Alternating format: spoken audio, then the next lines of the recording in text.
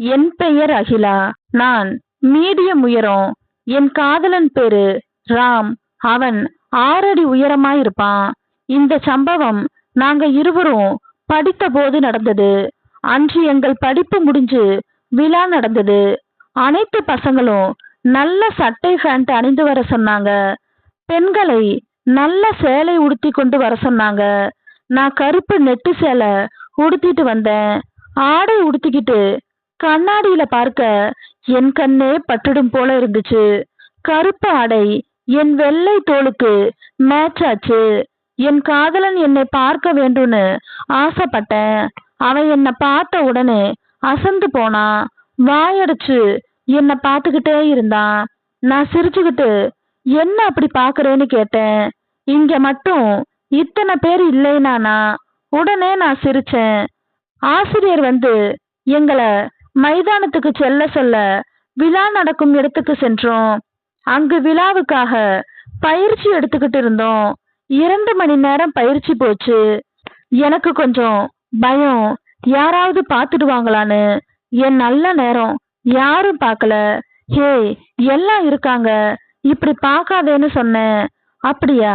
அப்படின்னா நீ இந்த புடவையில வந்திருக்க கூடாது, வேற துணி போட்டிருக்கணும்னு சொன்னேன்.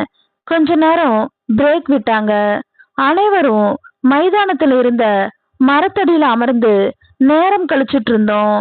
என் தோழியுடன் நான் பேசிக்கிட்டு இருக்கும்போது அவன் வந்தான்.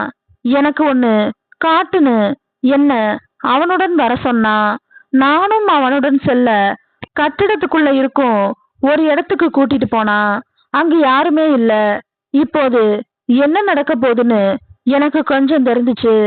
ஆனா உள்ள செல்ல மறுத்து வெளியவே நின்னு பின்பக்கம் நடந்துகிட்டு எல்லாம் வெளியே இருக்காங்க.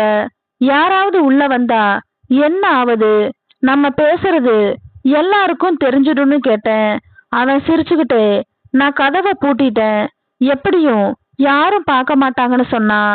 யாராவது கேட்டா நம்ம நண்பர்கள் ஏதாவது சொல்லி சமாளிச்சுடுவாங்கன்னு சொன்னான். இத கேட்டுக்கிட்டு பின்னால போக அவன் என் அருக வந்தான். நான் சொல்வத காதுல வாங்கறதாவே அவன் இல்ல. அதன் பின் இருவரும் அங்கிருந்து கிளம்பணும். அவன் எனக்கு ஒன்னு கொடுத்துட்டு மீண்டும் பேசலாமானா?